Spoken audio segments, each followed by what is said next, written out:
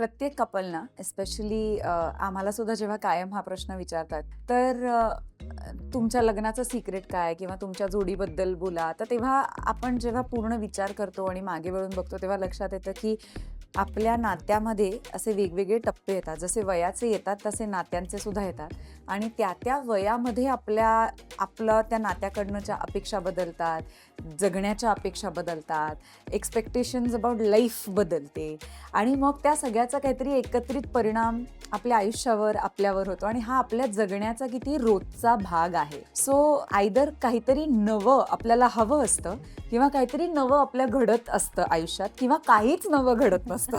या सगळ्याचं एकत्रित मिश्रण म्हणजे हे काय नवीन. 40च्या वयात एक साधारण अशी फेज येते की जिथे काहीतरी नवीन करावं असं वाटतं.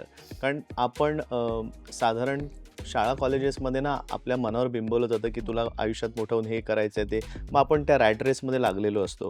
सो आफ्टर कॉलेज आपण आपल्याला आयुष्यात करिअर हे आपलं मेन फोकस असतो आणि काही जण नशीबवान असतात आमच्यासारखी जी त्यांचं पॅशन आणि करिअर हे एकच निवडू शकतात. पण प्रत्येकाच्या आयुष्यात ते होत नाही. प्रत्येकाने एक ठरवल्या पद्धतीने एक त्यांचं करिअरच्या मागे ते लागलेले असतात.